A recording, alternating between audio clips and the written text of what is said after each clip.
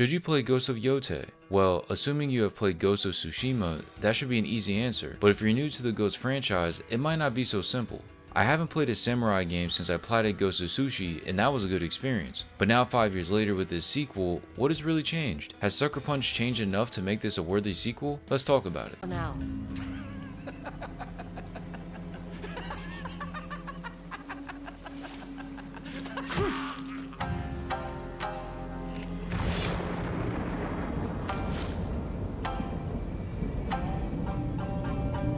So if you played the first game, then you already know what to expect. But still, you play from a third-person perspective on foot or horseback as you travel from place to place. The most important aspect in this gameplay is the actual combat, since we're constantly fighting samurai in a bunch of different locations. Right from the start, I thought this game's combat felt better than the first. It's very fluid and addicting, as piecing up the enemies with your weapons always feels satisfying and rewarding. I think the best aspect of this combat is the variety of methods you have at your disposal to kill the enemies. You have 4 main weapons between the katana, dual katanas, yuri, which is like a spear, and the kusarigama. But there's even more beyond that if you include the adachi, which is an unga bunga sword, the kunais, different bombs, bows, and guns. There are countless ways to approach every combat section. When going into battle, there is no right method to get through it. You go in there and kill every last enemy, or you can completely sneak past everyone. The decision really is yours. What's most important about these weapons is that you need to know when to use them. Many times in games we get the ability to use a bunch of different weapons, but they can always be used in any situation. Like there's no benefit to using certain ones here versus other times. However, in Ghost of Yotei, that is never the case. All the weapons work better versus certain types of enemies. So for example,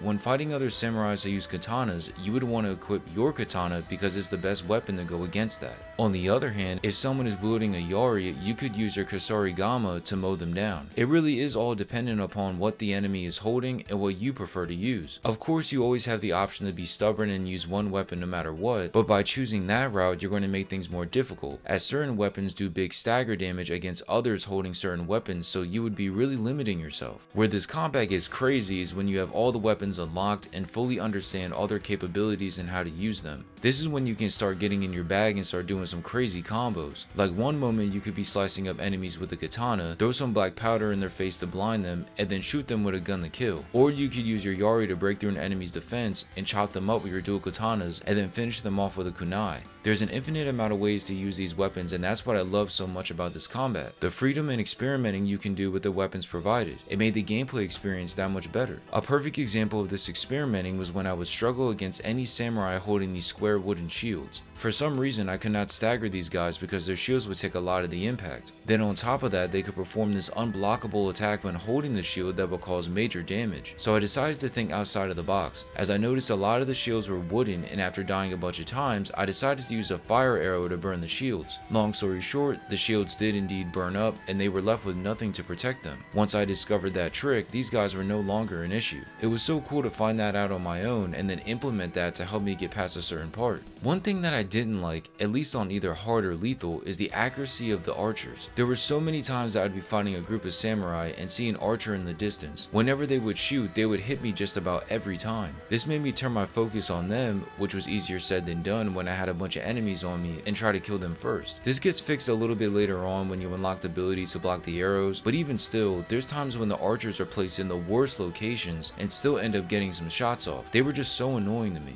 To my surprise, the combat never got old, especially considering that you're fighting the same sort of samurais over and over. Yes, there's some variations to the enemies as they hold different weapons and can perform different actions, but for the most part, they're all kind of similar. Maybe the combat is just this good, but every time I ran into an encounter, I was always eager to fight them. There wasn't many times where I was just like, man, I don't feel like fighting you guys, man. Leave me alone. I always wanted all the smoke. Just bring it. A cool mechanic which I think felt really good was using your horse. If you didn't know, this is an open world game with you being able to travel all over this giant region on foot or horseback, and while on your horse you can shoot arrows at anything in the distance. This seems like a small gameplay detail, but there's times where this really comes in handy. You're going to run into enemies just traveling the roads, and instead of engaging with them directly, you can just shoot from a distance or use your horse to ram right through them and move on to your destination. It added a lot more meaning to your horse and made me care more than I did before. Speaking of the open world, world, I think this is by far the best aspect of the game. I think this game's open world is massively improved over before. First off, the visuals are absolutely gorgeous. Each region feels unique to some degree, with the weather changing and you seeing different shades and colors within the trees or entire areas being covered with snow.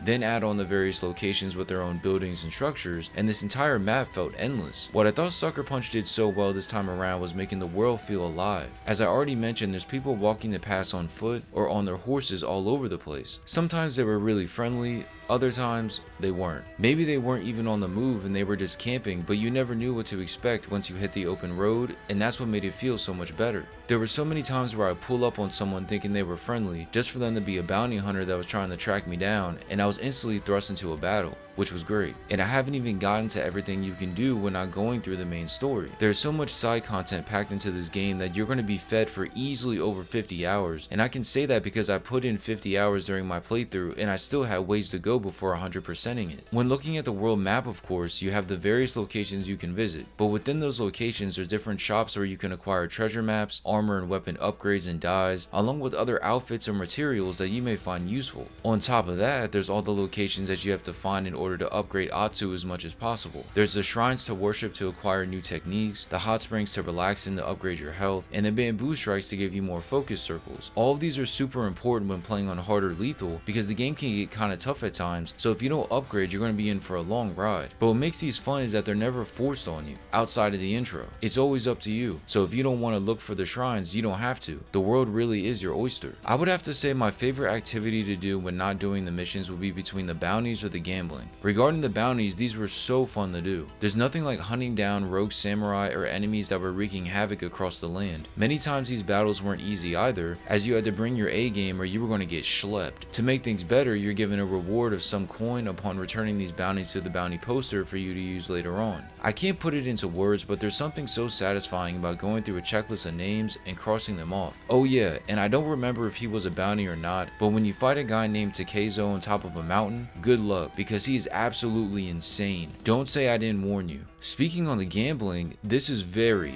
very addicting. I haven't had this much fun with a minigame since Queen's Blood in Final Fantasy VII Rebirth. This game is extremely simple but so fun to play. All you're doing is flicking coins until you've gotten 6 in a row flicked to win. But where it gets tricky is that you can hit more than once, hit none, or knock any off the table. You start by putting some money in the pot, and once done you start flicking, taking turns with your opponent until someone has hit 6. What's frustrating is that if you mess up even once, then you're cooked. The opponent literally will not miss once they get their turn, and it's because of that reason I couldn't stop playing. If you play this game, I think you'll love the gambling just as much as I did. Regarding the main story missions, I thought they all were about what I was expecting. Lots of action, some set pieces that jumped off the screen, and boss fights that really tested your skills. I think one of my main issues was that the main story was relatively short. If you were to just do the main story missions, you could beat this game in like 15 hours, and for a $70 PlayStation exclusive, that really isn't enough time, but like I said before, the side content makes up for that lack of playtime easily. But I know there's some players who don't care for side missions and activities, so this is important to them. Since I did mention the boss fights, I thought these were all really fun. They all had their own fighting style and techniques that made you have to focus and understand their patterns. I didn't mention this earlier, but when fighting enemies you can parry attacks that shine blue, dodge attacks that are red, or sidestep everything. But with these boss fights they would use a combination of attacks that really put your instincts to the test. The change-ups between normal, red, and blue attacks made it difficult to get your bearings during each one of them.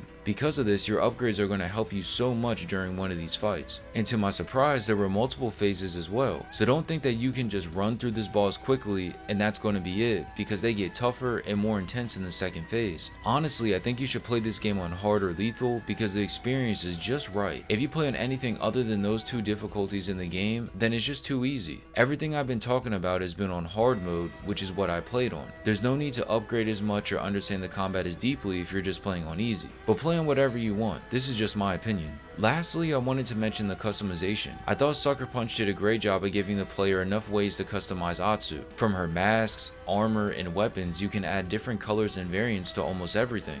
And to make things even better, you could find these items out in the open world, not from simply buying them at merchants or completing certain segments of the game. What I think might be overlooked is that some of the cooler weapon kits or colors have meaning behind them, which gave me some motivation to actually use them. Going through important moments in the game in your exact outfit helps make the journey feel a bit more personal than if this wasn't the case. In regards to the gameplay, I think it's amazing, exactly what you would expect if you played Ghost of Tsushima. The tweaks to the combat in the open world makes it better than before and insanely addicting. If you like Tsushima's gameplay, then you'll love Yotei's for sure. When it comes to the story, I think Ghost of Yotei's is good, but predictable. The game is just another revenge story about someone going after a group of people who killed their family. To add some more details to this, you play as a woman named Atsu who is out for vengeance after an evil group of samurai killed her family. From there you go on a mission to hunt down each one of them until the job is done. That's literally it. Of course things happen in between, but that's nothing crazy, and overall, it's still enjoyable. What this story does really well is making you feel bad for Atsu. This game slowly reveals more details about what exactly happened the night her family was killed, giving you more context and allowing you to put things into perspective. Then as you start progressing through the game, there's some small surprises that add more emotion to the overall situation and complicates things. But what I think this plot nailed is getting you to care about the supporting characters even with the short runtime we spend with them.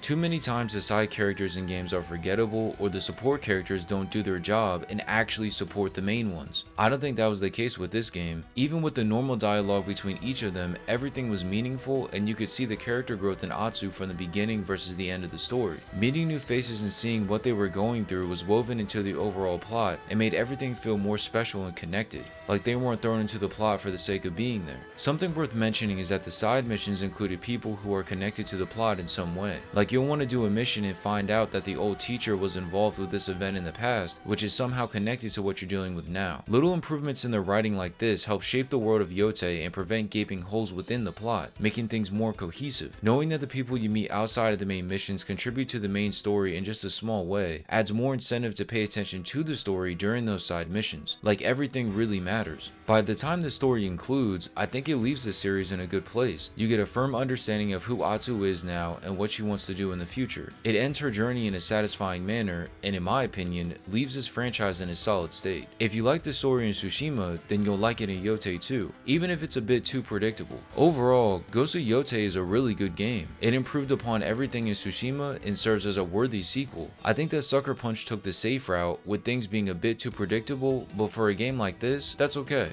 So should you play Ghost of Yotei? I would say absolutely. If you enjoy samurai games or like the first one, then you'll enjoy this. It has a solid story and loads of content to keep you occupied for hours. Unless you don't have a PS5, then there is no reason to skip this game. I didn't mention it, but I didn't have any performance issues either, so you don't have to worry about that being a problem. I think it's worth the $70, but if you're one of those players that doesn't care about side content, then wait for a sale, because if you run through the base game on an easier difficulty, you can finish this game in like one day. If you play Ghost of Yotei, what did you think about it? Did you like it more than Tsushima, or are you hearing about this for the first time? Let me know in the comment section below, and if you enjoyed this video, feel free to watch one of my other reviews right here.